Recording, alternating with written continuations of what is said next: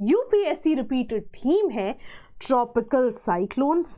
कई बार प्रीलिम्स और मेंस दोनों में इस पर सवाल पूछे गए हैं। आइए कुछ कॉन्सेप्ट डिस्कस करते हैं, 3 कॉन्सेप्ट्स जो कि बियॉन्ड एनसीईआरटी है। सबसे पहले कॉन्सेप्ट की बात करते हैं। सबसे पहला पॉइंट है कि ट्रॉपिकल साइक्लोन्स क्यों मोस्टली इन लेट समर्स बनते हैं इन द नॉर्दर्न हेमिस्फीयर। अब ना हमेशा की तरह हम कुछ कॉन्सेप्ट से इसे एसोसिएट कर लेते हैं सो दैट आपको याद करने में आसानी हो। सबसे पहले जो हमें चीज पता होनी चाहिए कि लैंड और सी की प्रॉपर्टीज में फर्क है, या लैंड और वाटर बॉडी की प्रॉपर्टी में फर्क होता है। लैंड जल्दी हीट होता है, जल्दी कूल होता है। इसके कंपैरिजन में जो वाटर बॉडी है वो हीट होने में भी समय लेती है, कूल होने में भी समय लेती है। नंबर 2, जब भी हम ट्रॉपिकल साइक्लोन्स की बात कर रहे हैं ना, आप देखेंगे हमें वार्म वाटर का एसोसिएशन चाहिए होगा। यहां पर जो शब्द यूज होता है sea surface temperature higher than 27 degree Celsius, यानी कि sea surface temperature on the higher side होगा, तब जाके वन ऑफ द कंडीशंस बनेगी जहां पर हम ट्रॉपिकल साइक्लोन्स की बात कर पाएंगे। ये 2 बेसिक हैं जो हमें पता होने चाहिए। अब आते हैं अपने टॉपिक पे। हमें बात करनी है नॉर्दर्न हेमिस्फीयर में। नॉर्दर्न हेमिस्फीयर में यदि हमें ट्रॉपिकल साइक्लोन की बात करनी है तो हमें यह पता है कि हमें नॉर्दर्न हेमिस्फीयर में वाटर बॉडीज की बात करनी पड़ेगी, क्योंकि ट्रॉपिकल साइक्लोन की फॉर्मेशन कहां हो रही है? वाटर बॉडी पर हो रही है, राइट। अब जब हम समर्स की बात कर रहे हैं, अब देखो समर्स में जो लैंड मास है, यानी कि जो कॉन्टिनेंट्स हैं नॉर्दर्न हेमिस्फीयर में, वो तो मैक्सिमम टेम्परेचर जून जुलाई में ही अटेन कर लेते हैं। लेकिन आप ये समझिए कि लैंड और सी की प्रॉपर्टी में फर्क है। लैंड तो हीट हो गया, मैक्सिमम टेम्परेचर जून जुलाई में आ गया, लेकिन वाटर बॉडी को तो हीट होने में समय लगा ना। तो ओशन वाटर जो नॉर्दर्न हेमिस्फीयर में है वो मैक्सिमम टेम्परेचर अटेन ही अगस्त में, यानी कि लेट समर्स में कर रहे हैं। इसका मतलब है वो कंडीशंस जहां पे ट्रॉपिकल साइक्लोन की फॉर्मेशन हो सकती है इन टर्म्स ऑफ टेम्परेचर, वो अटेन ही अगस्त में हो रही है, लेट समर्स में हो रही है। इसीलिए tropical cyclones mostly northern hemisphere में लेट समर्स में होते हैं। अब आपको ये कॉन्सेप्ट याद हो गया है, पेपर में जरूर रेप्लिकेट होगा। नेक्स्ट पॉइंट की बात करते हैं, क्यों ट्रॉपिकल साइक्लोन्स रेयर होते हैं on the eastern margin of the oceans और western margin of the continents. सबसे पहले तो ऐसे पॉइंट्स में आपको कॉन्टेक्स्ट पे ध्यान देना जरूरी है कि context in terms of ocean है या कॉन्टिनेंट्स। कहने का मतलब क्या है, लेट्स से हम डायरेक्शंस की बात करें। अब लेट्स से हम इस जोन की बात कर रहे हैं, तो कॉन्टिनेंट के रेफरेंस में ये कॉन्टिनेंट का वेस्ट है, लेकिन अगर मैं ओशन के रेफरेंस में देखूं तो ये ओशन का ईस्ट है। तो बी वेरी केयरफुल कि क्वेश्चन में क्या रेफरेंस दिया गया है।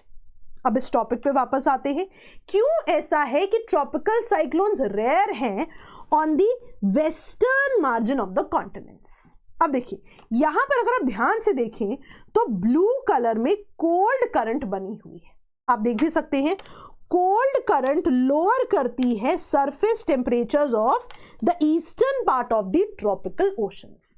लेकिन अभी हमने देखा था अगर हमने ट्रॉपिकल साइक्लोन्स की बात करनी है तो sea surface temperature on the higher side होना चाहिए।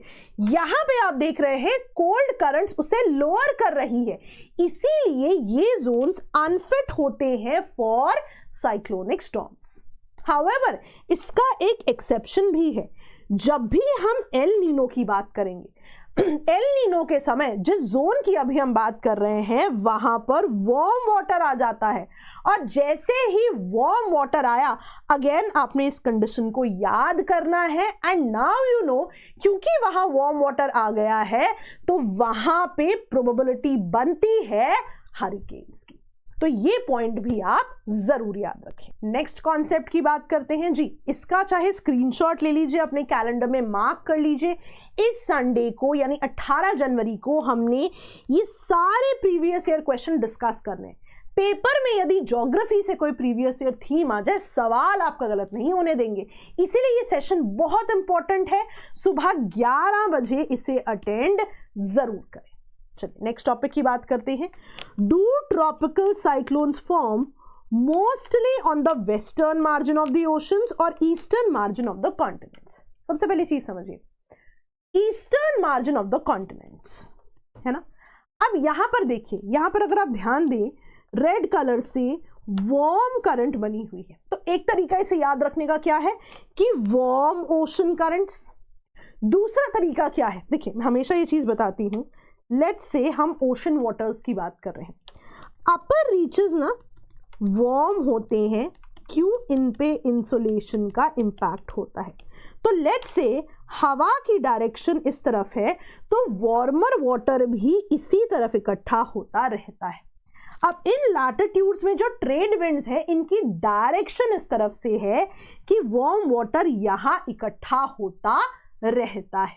तो हो क्या रहा है, एक तो वार्म ओशन करंट्स की आप बात कर सकते हैं, दूसरा बात कर सकते हैं ट्रेड विंड्स ड्रैग कर लेती हैं वार्मर वाटर को to this side of the continent, making a thick layer of warm water with temperatures greater than 27 degrees Celsius। और ट्रॉपिकल साइक्लोन्स के लिए हमें sea surface temperature on the higher side ही चाहिए था। तो ये कॉन्सेप्ट्स आप जरूर याद रखें, अब पेपर में जरूर आपको ये चीजें याद रहेंगी।